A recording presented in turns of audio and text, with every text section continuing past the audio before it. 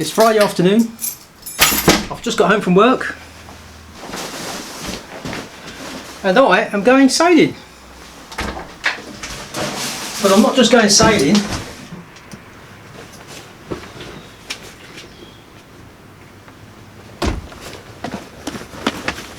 I'm going sailing on my own.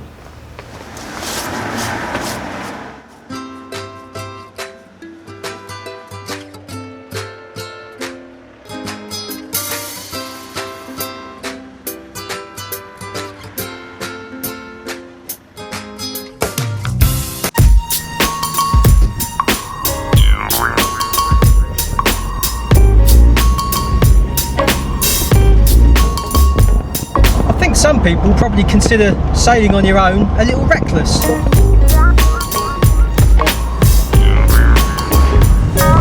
really, it's no more reckless than driving along, leaning out the window and making a YouTube film. You just have to plan what you're doing, give yourself a bit extra time and pick the right time and place to do it in.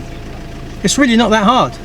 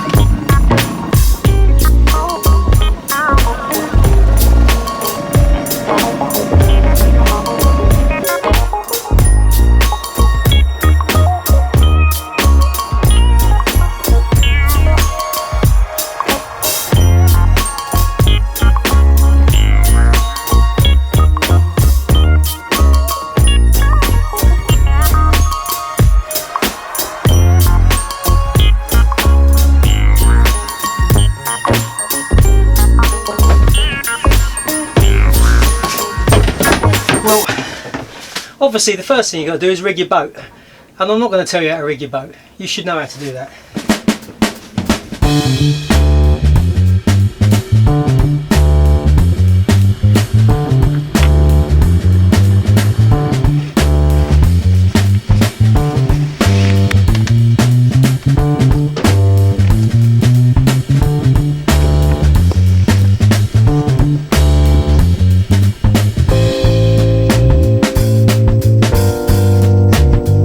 So the first thing you have to think about is leaving the mooring. I used to fly hang gliders many moons ago, and there's a famous site in France with a steep ramp, and it had a sign at the top, and it used to say takeoffs are optional, landings are mandatory, by which they mean you might be able to get off this ramp, but you know where you're going, what you're going to do and how you're going to get down again. And it's exactly the same when you're sailing the boat.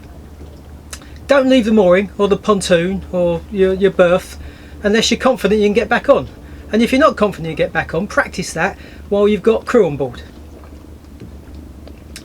But if you are confident you can get off, have a plan. I'm fortunate today in that the boat, wind and tide are together, and I can hoist a sail while I'm sitting on the mooring, which saves a bit of trouble. But the boat wants to naturally steer in towards the rest of the moorings. So obviously I really want to head out into the river. So that's my plan. Which brings me to the second point, is there's no room for pride when you're sailing. What you got to do is do the right thing. Not necessarily the cool thing or what looks the best thing or what everyone else would do. Do what's the right thing for you to do. So it might be cool to sail off the mooring, and I could do that now to try and look clever. But it wouldn't be the proper thing to do because two reasons. One is, as I said, the boat naturally wants to head in towards the moored boats, which wouldn't be clever, would it? And the other thing is, I came here in a dinghy, and the dinghy's tied up on the side on the port side, the side it's going to naturally want to go, because I obviously really want to go out to the river. I don't want to tie it on that side. And if I make a mess of this or get in trouble, I'm going to have a dinghy wrapped around me and sailing towards more boats. Wouldn't be clever, would it? Even though I should, yeah, I could do it, but it's not the clever thing to do. So have a plan. If you're in a marina and you've got to back out, make sure you've got room to back out. Think of which way the direction of wind and the tide is going and what's going to be the best way to turn. Does your boat have a particular severe prop walk one way or the other? These are things to think about. So anyway, I haven't got it too hard. It's a gentle wind. There's meant to be more wind than this. That's why I thought I'd do this film, because there's going to be a good breeze. But what I am going to do is not be clever. I'm going to do the right thing. I'm going to start the engine and I'm going to motor off. That way I can leave the mooring under control, and I'm also checking the engine works, because there's nothing worse than getting stuck out on your own with no engine. So let's get going. Coil in your halyards. Don't just coil them the normal way. Coil them like that. One turn one way, the other turn the other way, so they crisscross over each other. That way, when you need your halyard and you throw it on the floor, you don't end up with that knot that always collects right by the clutches and makes the drop-in hard work.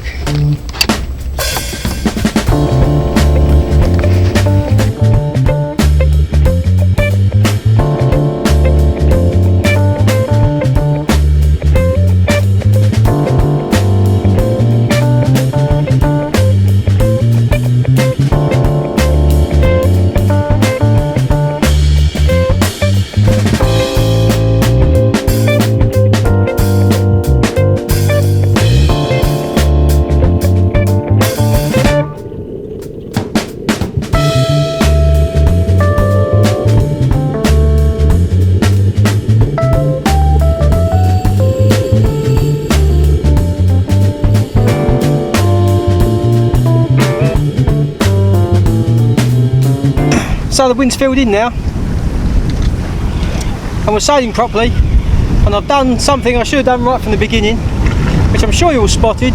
Before I left the mooring, I put my life jacket on. Lots of people don't seem to sail with a life jacket on unless it's really windy, but when you're on your own there is no one to come and pick you up, and accidents are called accidents because no one plans for them. So put your life jacket on. At least then, if the worst happens, you've got half a chance.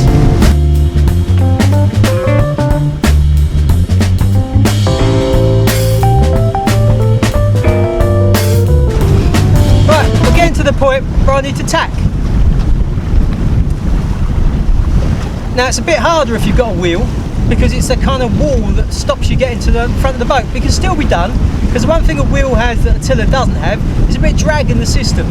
So you start the tack with the wheel and then you concentrate on the ropes, and then as you come out the other side you grab the wheel again.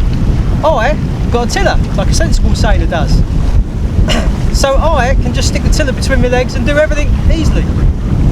So one thing to do, if you've got self-tailers, put the tail of the rope out the other side of the self-tailer, so when you come to tack you can stand up, grab the tail in your hand, shove the tiller over your legs, just pull the rope, that pops it out the self-tailer, stick it off the winch, grab the new winch which you've already got preloaded in your self-tailer, give it a pull, and there you go. We're sailing again. So because we're going to tack again, I'll get this winch ready by putting it in the self-tailer, and I'll put the turn the other way on the other winch. Now Seahorse pretty much sails herself, which makes my life a lot easier. But the same things apply. The last boat we had, White Magic, was a lot flightier on the tiller. You had to really hang on to it all the time. You can still sail it on your own, you just had to be a bit more prepared. Of course, if you've got a fancy auto helm, you can let the helm do the job for you. On our B&G one, which by the way is excellent, you press the two number ones together and it says, do you want to tack? And you say yes, and it steers the boat for you. So then I can do the sheets without worrying about the helm. But what I do find is she oversteers a bit for me, I can't take the racer out of me, and if it's not perfect, I might as well do it myself. But when you're out on your own, or if you've got a wheel, or if your boat's particularly big, it's fine. And to be honest, I say it oversteers. It oversteers because Seahorse is so light, she accelerates very quickly. What it's really doing is the proper thing. It's bearing away a few degrees off of close hauled, so you can get the sheets in, build a little bit of speed, and then it's coming back up on the wind. Which is good, but you know. Now of course Seahorse is well set up for short-handed sailing. You might ask, what makes it a short-handed sailing boat? And there's not a lot of difference.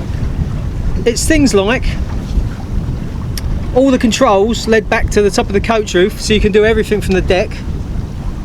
I sail Seahorse with just a number 3 jib up all the time, which barely comes back to the mast, and as you can see means I have so little rope to pull, it's easy. There's nothing worse than masthead rigs with huge genoas which all have to be dragged around the shrouds, but you can do it, it's just not my idea of fun. Of course, another thing that makes Seahorse such a great short-handed boat are all the electronics, and one of the main reasons we bought her. Seahorse is fitted out with recent B&G equipment, a Zeus chart plotter and whatever they call their fitted underdeck alter helm. Uses these keypads, which we have one on each side, to control, and she works brilliantly. But you don't have to have a funky alter helm. What we used to have was just a Rain Marine tiller helm. We've had that on all our other boats, and they work fine. They're great under motor. They can cope okay in moderate winds. They just struggle in big winds or big seas. But it shouldn't stop you going sailing. On our Beneteau 32, the first boat we had, I couldn't normally be bothered to get the helm out, so I just used to use a rope lashed between the 2 deck cleats and around the tiller to give it just a bit of drag. I think they're called tiller tamers or something, the things you buy, and that used to do the job. It's only got to hang on to the tiller for a few seconds while you fiddle with things. You don't need much.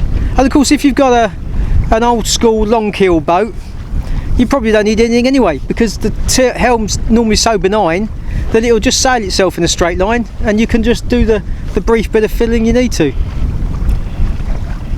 If all your ropes, of course, aren't led back to the cockpit, that makes things a bit trickier, and you might need to plan things a bit more, but it shouldn't stop you going sailing. Of course, at some point you've got to go back downwind. Well, unless you're going to fly a spinnaker, and to be honest, daylight's running out, so that's the subject of another film. It's pretty straightforward. I'm going to tack and then bear away. So I knock the sheet off in the way we have been. I grab the new sheet to put it on, but don't put it all the way on. Instead, I'm going to let the main out and keep bearing away, undoing the knots that I should have undone before. But there's no drama. That's it.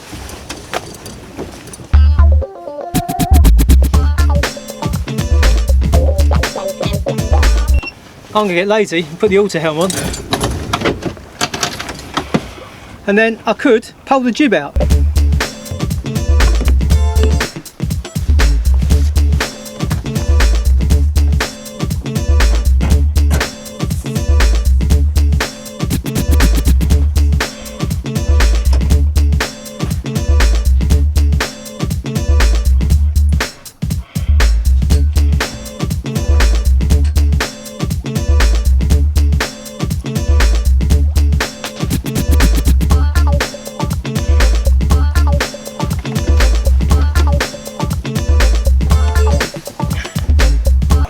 I like to use a spinnaker sheet for pulling out the jib. You could just clip it on the jib itself, but the problem with that is if you have to do something in a hurry, the jib's now pinned and you're stuck. If you use a jib sheet or another sheet of some description, it means I can let that go, leave the pole flapping out to one side, and I've got control of the jib again. So if I have to round up or do something crazy in a hurry, I've still got control of the foresail. The jibing with the jib pulled out is really no trouble at all, because you can ignore it. You leave it. I stick a tiller between my legs, sheet the main in, let it flop over, I can steer the boat and ease it back out on the new side, and then I'll sort the jib out in a minute. You sheet the moon in for two reasons. One is the boat will jibe a lot quicker, so you don't have to go through such a big angle. And then the other one, of course, is it doesn't go across with such a bang. On a day like today, nothing goes with a bang. I could have just pulled it across with my hands. But it's a good habit to get into. You sheet it in, it's under control, and you don't risk losing your rig because it all comes through a crashing bang. Anyway, now I'm going to go sort the jib out.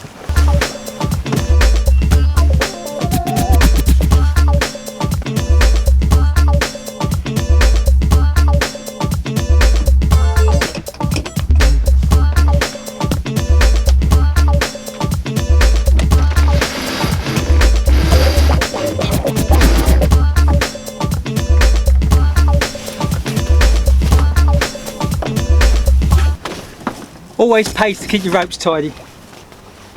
I'm probably teaching you to suck eggs when I say that. It's important enough when you've got a crew to sort out the mess, but when you're on your own, try not to leave anything to chance.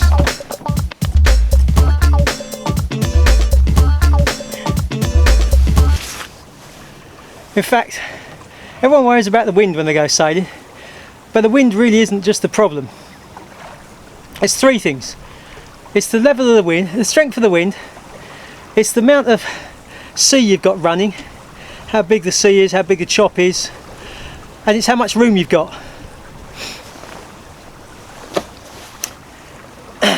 As long as one of them's in your favour, it's normally not such of a problem.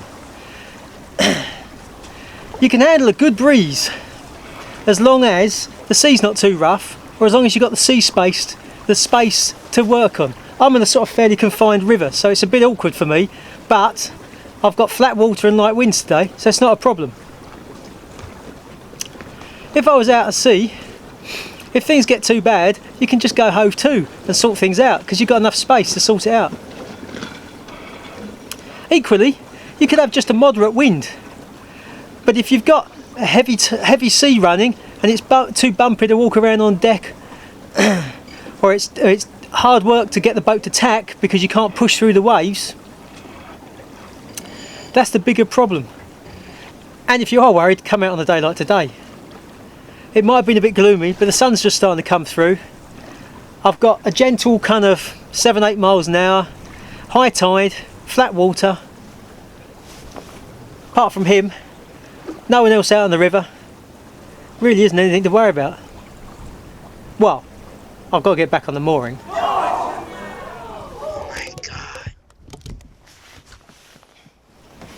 So before you get anywhere near the mooring, drop your sails. You're going to have enough things to worry about if you're new to this than worrying about getting your sails away or dropping them. I of course don't have a furling head sail either, so I need to get it down in the bag and clear the decks so that I'm ready to pick up the mooring. Okay, it's dragging on now. Let's skip all that. Let's just get to the picking up the mooring. Someone very wise told me when I started sailing yachts, and I was worried about coming into a pontoon, never approach anything any faster than you're prepared to hit it. Now clearly you have to bear in mind that you've got to keep steerage and you've got to allow the keel to grip if there's any wind and stuff, but it's wise words indeed. So when I come up to my mooring buoy, I'm not worried about hitting it, but I'm going to try and stop on it, so I don't come up to it any faster than I need to. But equally, I'll have a plan in my mind of what I'm going to do if I miss it, where I'm going to go, how I'm going to handle it. And don't be afraid to miss it.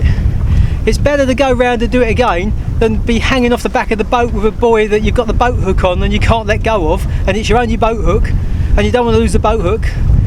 All gets a bit desperate then. So have a plan. Don't be afraid to come round again if it's not working out, and don't come up to it any quicker than you have to. The last one of course is a bit more obvious. Come up to it, allowing for the wind and the tide. My tide here is about to turn, so I can pretty much ignore that. I'm probably just going to be pointing into wind, but of course I'll use the other boats that are on the mooring with me as a kind of a final guide. Anyway, I thought I'd say this before I drop the main, because I'm coming up to the mooring now and I'll have to switch the engine on. It's all going to get a bit noisy. Much nicer with just the sails up.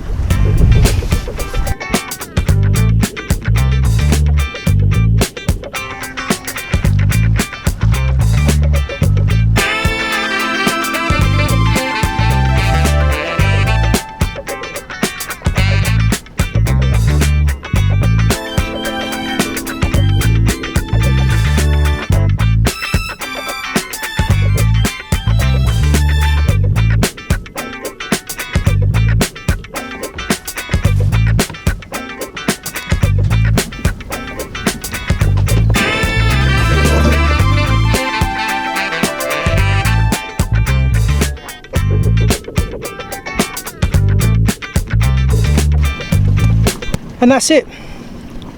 It's just started raining again now, so I'm going to go home.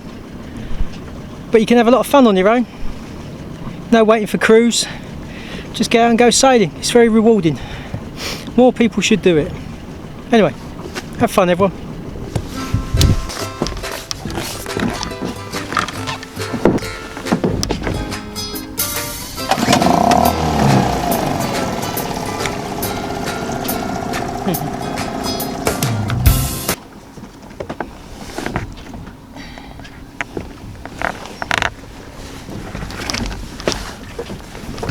Forgot the boat hook.